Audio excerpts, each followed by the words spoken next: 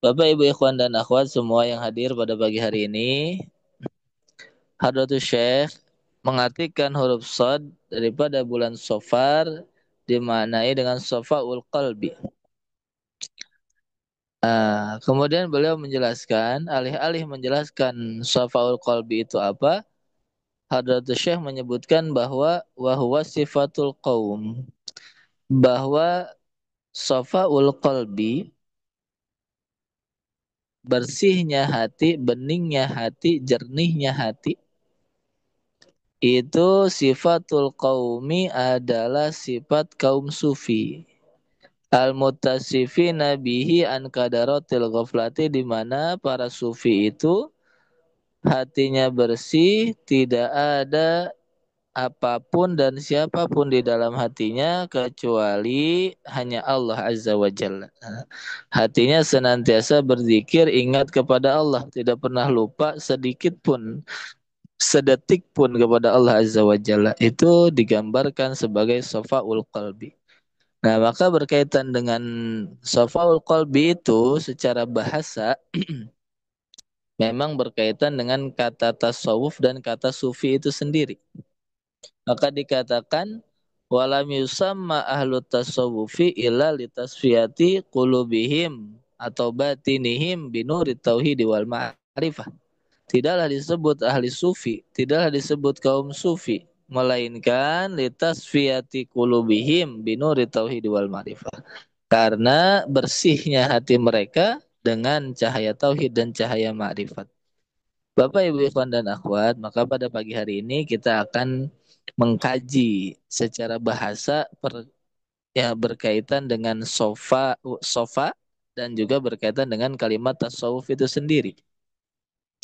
Syekh Zarruq di dalam kitabnya, Syekh Zarruq wafat 899 Hijriah, di dalam kitabnya Qawaidut Tasawuf, nah, itu mengatakan bahwa istiqaq, asal kata tasawuf, yang nanti juga berkaitan dengan sufi,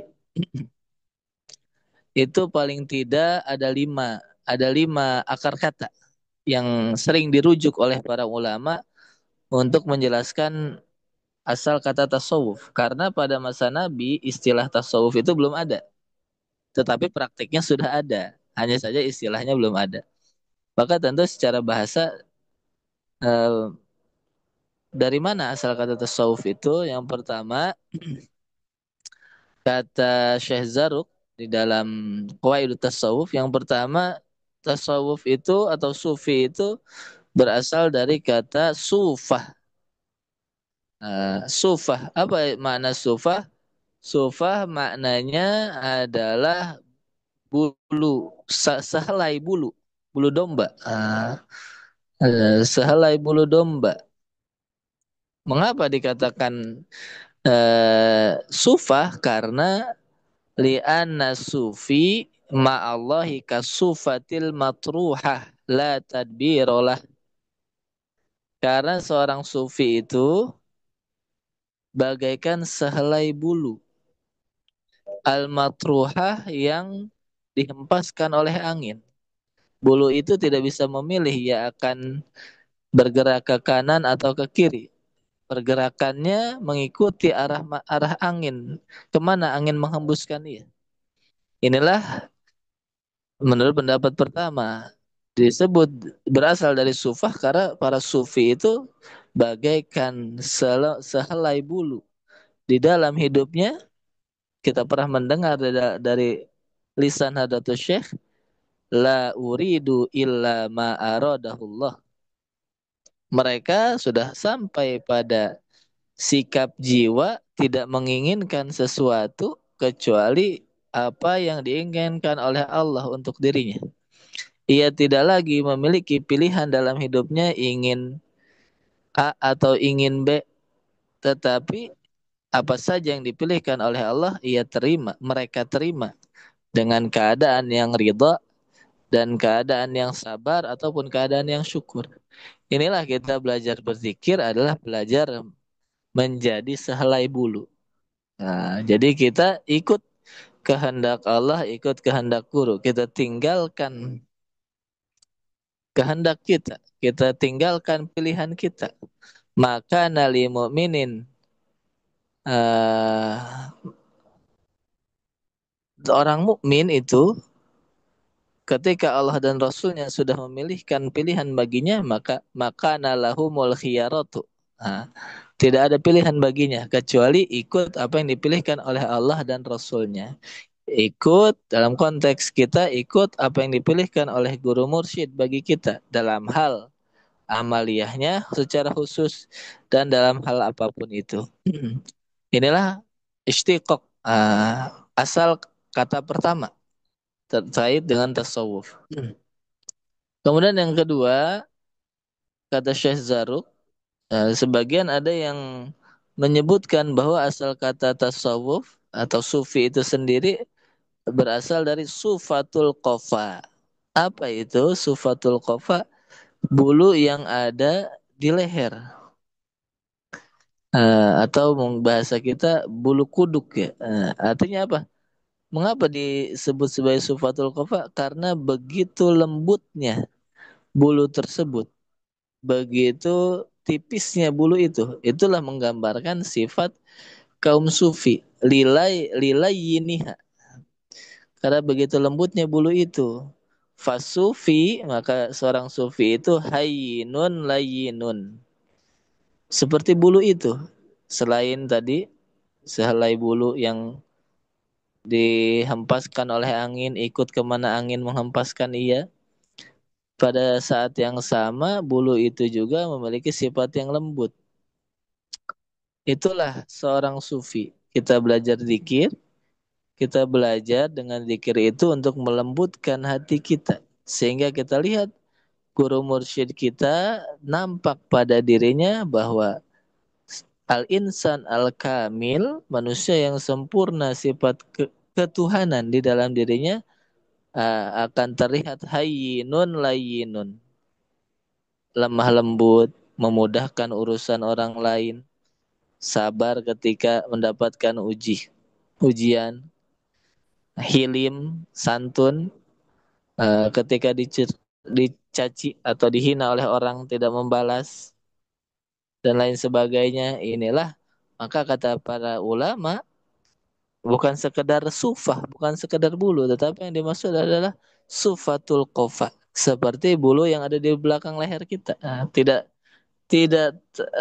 terlihat tetapi terasa ada. Begitu lembutnya, saking lembutnya. Itulah kaum sufi, itulah tasawuf berasal dari sufatul kofa. Ini secara bahasa saja. Tetapi bagaimanapun ada pelajaran di dalamnya. Jangan berkata apalah arti sebuah nama. Pasti ada pelajaran di dalamnya. Kemudian yang ketiga, tasawuf itu minas sifah, sifatun. Tasawuf itu berasal dari kata sifat. Mengapa? Karena inti dari tasawuf al-ittisaf bil mahamid wa tarkul awsaf al mazmumah. Kita belajar zikir bukan sekadar kita berzikir. Kita belajar zikir bukan sekadar kita memperbanyak amal lahiriah. Kita belajar zikir bukan kita sekadar khataman, manakiban, membaca manqobah dan lain sebagainya. Tetapi semua yang kita lakukan di bawah bimbingan guru mursyid itu adalah wasilah untuk terciptanya insan al-kamil, manusia sempurna, di mana indikatornya adalah sempurna sifat mulia di dalam dirinya. Maka at-tasawuf kulluhu adab. Tasawuf itu adalah semuanya bermuara kepada adab. Sifat-sifat mulia, al-ittisaf bil mahamid. Bagaimana sifat mulia itu ada pada diri seorang murid. Nah, itu adalah hasil buah samroh natijah daripada segala amalia yang dibimbingkan oleh guru mursyid kepada kita. Kata para ulama, sebagian ulama menyebutkan tasawuf itu minas sifah, asalnya dari kata sifat. Yang keempat, eh, mengatakan bahwa tasawuf Sufi itu manqulun min sufatil masjidin nabawi. Nah, asalnya ada dari kata sufatul masjidin nabawi. Sufah itu teras ya. Teras Masjid Nabawi. Teras masjidnya Nabi di Madinah pada saat itu. Ini berkaitan dengan historis, dengan sejarah. Bahwa praktek tasawuf pada masa Nabi identik dengan ashabus suffah, yaitu orang-orang yang pada umumnya ikut hijrah dari Mekah ke Madinah, pada umumnya ikut hijrah dari Mekah ke Madinah, tetapi ketika sampai di Madinah mereka tidak mendapatkan tempat tinggal dan tidak menuntut tempat tinggal. Akhirnya mereka rela ridho dengan senang hati tinggal di pelataran masjid. Nah, termasuk di dalam sahabat-sahabat ini adalah ada Bilal bin Rabah dan juga Abu Hurairah. Mereka termasuk ashabus suffah. Itulah yang digambarkan dalam firman Allah, wasbir nafsaka ma'alladzina yad'una rabbahum bil ghadati wal ashiyyi yuriduna wajhah. Hai Muhammad, bersabarlah mengurus mendidik sahabat-sahabat orang-orang yang senantiasa berdoa kepada Allah pagi dan petang, artinya ia menghususkan waktunya untuk ibadah kepada Allah, yuriduna wajah, tidak menginginkan apapun, hanya ingin mendapatkan ridha Allah. Itulah Allah menggambarkan ashabus suffah. Ini asal mula historis daripada praktik tasawuf secara pada satu sisi, tidak secara keseluruhan. Tapi di masa Nabi, ashabus suffah itu identik dengan eh, orang-orang yang memiliki kelapangan jiwa, menghususkan waktu untuk ibadah, rela dengan kodo dan kodarnya Allah, mereka tidak menuntut apa-apa, sehingga rela mereka meskipun hanya tinggal di pelataran masjid. Nah, ini asal kata yang keempat dari kata tasawuf itu, yaitu min sufatil masjidin nabawi. Ashabus sufah, itulah asal mula kita, asal mula tasawuf secara historis. Sahabat-sahabat Nabi yang tinggal di Sufatul Masjidin Nabawi, di pelataran Masjid Nabawi. Yang kelima, inilah yang berkaitan dengan Fadlus Syuhur yang tadi dibacakan. Yang kelima, ini sebetulnya di dalam kitabnya disebut yang keempat, tapi saya akhirkan menjadi kelima supaya berkaitan dengan dengan pembahasan Fadlus Syuhur. Nah, annahu minas sofa. Nah, tasawuf itu berasal dari kata sofa. Sofa ul qalam. Sofa. Sofa itu, bapak dan ibu, sofa itu bukan sekedar bersih. Sofa itu anaqa'u, suci, bening, jernih. Bukan sekedar bersih. Al-khulus min syaubi syarikatil ghairi. Tidak ada campuran apapun di dalamnya. Murni. Jika kita ibaratkan air, kalau air itu dimasukkan garam ataupun gula, setelah gula dan garam itu larut, dari jauh tetap terlihat bening tapi tidak murni. Itu sudah tidak sofa lagi, bukan sofa. Atau kalau kita membuat sumur ya, mengebor air, baru air yang pertama keluar itu kan keruh. Tetapi dalam dalam status air yang keruh itu, dalam pandangan fikih itu tetap suci. Dia suci tapi keruh, tidak bening. Itu bukan sofa. Ketika air itu sudah tidak kecampuran tanah di dalamnya, tidak ada zat yang lain di dalamnya, maka air itu dikatakan sofa. Bukan sekedar suci, bukan sekedar bersih, tapi tidak ada apapun di dalamnya. Jangankan banyak, sekecil apapun, sebesar biji atom sekalipun, sebesar biji sedaroh setitik pun tidak ada campuran lain. Nah, maka ini dikatakan sofa. Itulah seorang sufi yang hakiki. Tentu itulah guru mursyid.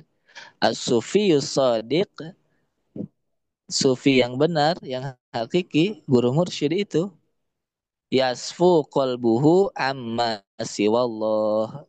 Di dalam hatinya bersih, bukan hanya bersih dari penyakit kotoran hati. Tidak ada sekecil apapun, meskipun setitik apapun dan siapapun di dalam hatinya. Maka kalau Bapak Ibu pernah mendengar perkataan dari Hadratus Syekh itu kan dikatakan, dibanggakan oleh gurunya, disebutkan, dikatakan sebagai Aos mah ayah di pesak abah. Nah, Aos mah ada di pesak abah, ada di kantong abah. Barangkali pernah mendengar atau ingat perkataan kisah tersebut. Maka ketika Abah Anom mengatakan hal itu terkait guru mursyid kita, ada seorang kiai atau pada masa itu ketika mendengar perkataan itu ia mengatakan kalau ajengan gaus mah baru di kantong, saya mah ada di dalam hatinya Abah Anom. Ketika mendengar ucapan itu, eh, pengarsa Abah mengatakan, "Na'udzubillah." Astagfirullah. Mengapa? Ia tidak sadar. Orang itu tidak menyadari karena kedengkiannya kepada pengarsa Abah, kepada ajangan Gaus saat itu, ia mengatakan sesuatu yang tidak layak dinisbatkan kepada Abah Anom. Ia mengatakan bahwa dirinya ada di dalam hatinya Abah Anom. Sedangkan seorang sufi yang benar, guru mursyid, di dalam hatinya tidak ada apapun dan siapapun kecuali hanya ada Allah Azza wa Jalla. Itulah mengapa dikatakan awas mah ayah di pesak abah, tidak dikatakan di dalam hati abah.